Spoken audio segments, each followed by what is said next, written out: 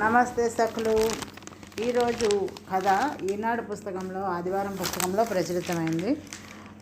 కథ పేరు కామేశ్వరమ్మ కాశీయాత్ర. రచయిత వాణిశ్రీ గారు. కథలోకి వెళ్దాం. కామేశ్వరమ్మ తన ముగ్గురు కొడుకులకు ఫోన్ చేసి వచ్చే ఆదివారం అర్జెంటుగా గుంటూరు రమ్మని చెప్పింది. పెద్ద కొడుకు సుబ్బారావు ఫార్మసిస్ట్గా ఏలూరు గవర్నమెంట్ హాస్పిటల్లో పనిచేస్తున్నాడు. రెండోవాడు శంకర్ చెన్నై ఎన్నూరు అశోక లేలాండ్లో మెకానికల్ ఇంజనీర్. మూడో కొడుకు నెల్లూరు దగ్గర కృష్ణపట్నం పోర్ట్లో ఉద్యోగంలో ఉన్నాడు. ఏంటమ్మా అర్జెంటు, ఆరోగ్యం బాగాలేదా అని అడిగితే ఫోన్లో చెప్పేది కాదులే, రండి చెప్తాను అంది.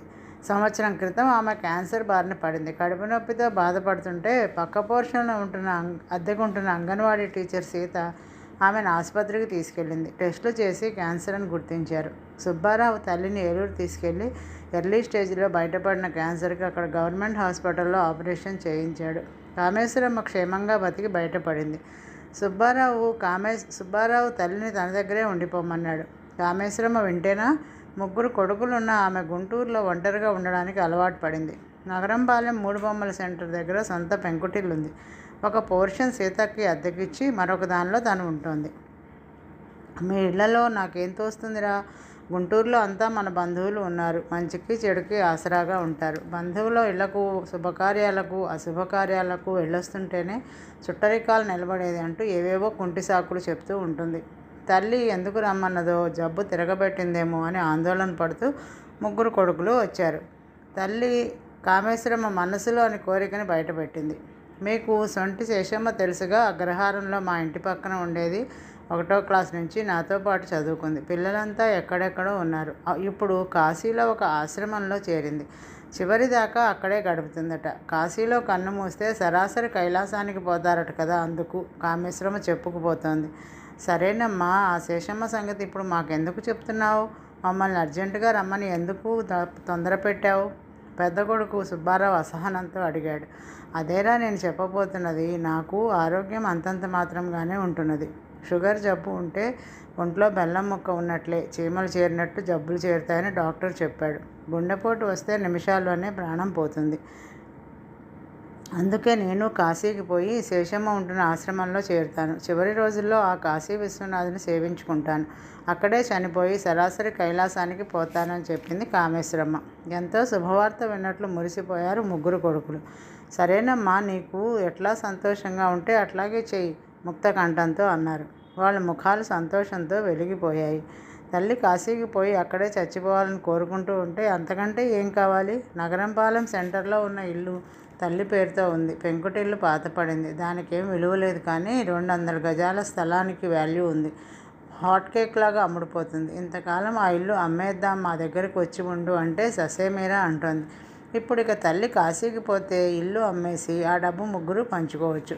కాశీలో ఆశ్రమానికి నెల నెల డబ్బులు కట్టాలి కదా, ఇంకా నాకు మందు మాకులకు డబ్బు అవసరం ఉంటుంది.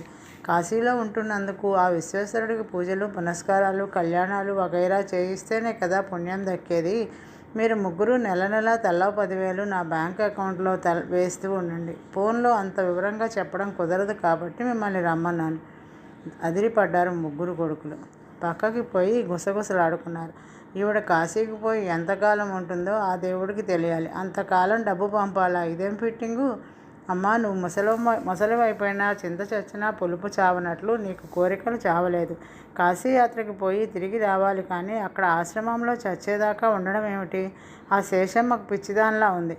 ఆమె ముసలిదే కదా, నీకేం తోడుగా ఉంటుంది? ఇక్కడైతే ఏం జరిగినా ఫోన్ చేస్తే గంటల్లో వచ్చి వాళ్తాం. అర్థం చేసుకో. కాశీ ఆశ్రమం ఆలోచనలు మానుకో. తల్లి మీద దాడి చేశారు కొడుకులు. కామేశ్వరమ్మ కొడుకుల మాటలు పట్టించుకొని దానిలాగా నిర్లక్ష్యంగా చూసింది. మీరు ఎన్నైనా చెప్పండిరా, నేను కాశీకి పోయి ఆశ్రమంలో చేరాల్సిందే. అక్కడే చచ్చిపోయి కైలాసానికి పోవాల్సిందే.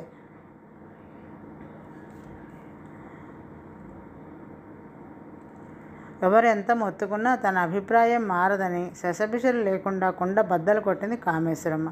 కాశీలో చచ్చిపోతే కైలాసానికి పోతారని నీకు చెప్పింది ఎవడే? ఆ నందంగాడేనా? వాడిని పట్టుకుని తన్నాలి, ఆవేశపడిపోయాడు పెద్ద కొడుకు సుబ్బారావు. నందం రామశాస్త్రి సుబ్బారావుకి చిన్ననాటి స్నేహితుడు. అతను తండ్రి నుంచి వారసత్వంగా వచ్చిన పౌరోహిత్యం చేస్తున్నాడు. రామశాస్త్రి నగరం పాలెం వచ్చినప్పుడల్లా కామేశ్వరం ఇంటికి వచ్చి పలకరించి యోగక్షేమాలు కనుక్కుంటూ ఉంటాడని, పళ్ళు పలహారాలు ఇస్తూ ఉంటాడని మురిసిపోతూ చెప్తూ ఉంటుంది తల్లి. అతడి తల్లికే ఇదంతా నూరిపోసింది వాడే అయి ఉంటాడని సుబ్బారావు అనుమానం. నాకు ఒకరు చెప్పేదేంటిరా, టీవీల్లో స్వాములు రోజు ప్రవచనాలు చెప్తూ ఉంటేను వాళ్ళంతా తెలివి తక్కువ దద్దమ్మలా మీకు నమ్మకాలు లేకపోతే పోయాయి, నా నమ్మకం నాది. ఇప్పుడే కదరా అన్నారు నీకేది సంతోషం కలిగిస్తే అది చేయమని. జీవిత చరమాంకం కాశీలో గడపడం, అక్కడే శివైక్యం చెందడం కంటే సంతోషం ఇంకేముంటుందిరా.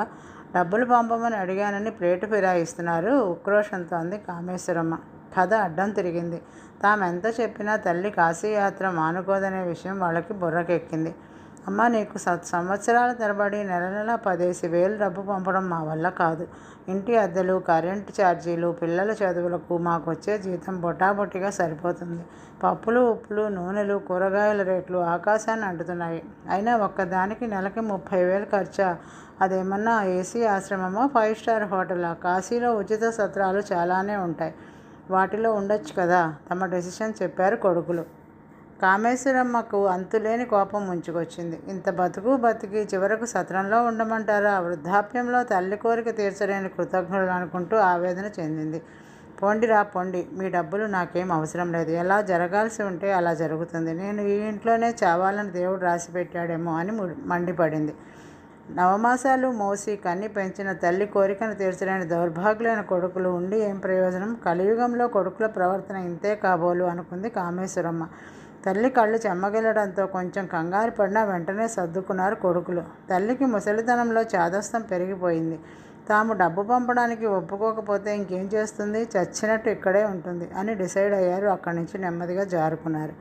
కానీ తల్లి ఏ విషయాన్నైనా చాలా సీరియస్గా తీసుకుంటుందని వాళ్ళకి తెలియదు. కొంతకాలం తర్వాత కామేశ్వరమ్మ ఇల్లు ఖాళీ చేసింది. ఇంట్లో పాత సామాను బీదాబిక్కీలకు పంచిపెట్టింది.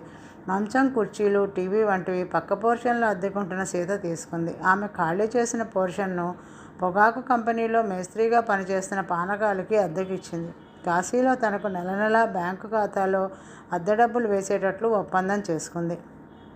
బంధుమిత్రులు అందరి దగ్గర ఇదే చివరి చూపు అంటూ కళ్ళనీళ్లు పెట్టుకుని వీడ్కోలు తీసుకుంది. ఆ విధంగా గుంటూరులో పుట్టి పెరిగిన కామేశ్వరమ్మ కథ మలుపు తిరిగి కాశీలో తేలింది. సొంటి శేషమ్మ ఉంటున్న ఆశ్రమంలో సెటిల్ అయిపోయింది. తల్లి కాశీయాత్రకు వెళ్ళిపోయిందన్న సంగతి కొడుకులకు తెలియదు. కొడుకుల మీద కోపంతో వెళ్ళేటప్పుడు చెప్పలేదు.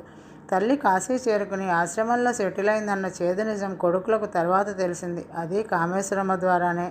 కాశీకి వెళ్ళిపోయానురా, ఆశ్రమంలో చేరాను. నేను చనిపోయాక ఆశ్రమం వాళ్ళు మీకు ఫోన్ చేసి చెప్తారు, వచ్చి తలకరువు పెట్టండి అని ఫోన్ చేసి చెప్పింది.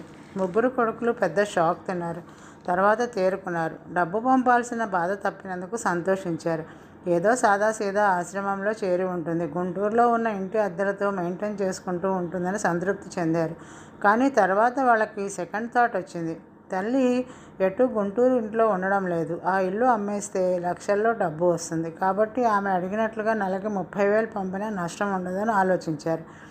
అమ్మ, ఇంటి కాగితాలు ఎక్కడ పెట్టావు? అద్దెకుంటున్న సీతకు కానీ ఇచ్చావా? పెద్ద కొడుకు సుబ్బారావు అడిగాడు. ఎందుకురా ఇప్పుడు ఇంటి కాగితాల సంగతి అని ప్రశ్నించింది కామేశ్వరమ్మ. నువ్వు ఇక గుంటూరు రావు కదా, ఇల్లు అమ్మేద్దామమ్మా. కామేశ్వరమ్మ మండిపడింది. ఆ ఇంటిని నేను బతుకున్నంత వరకు అమ్మే పని లేదు.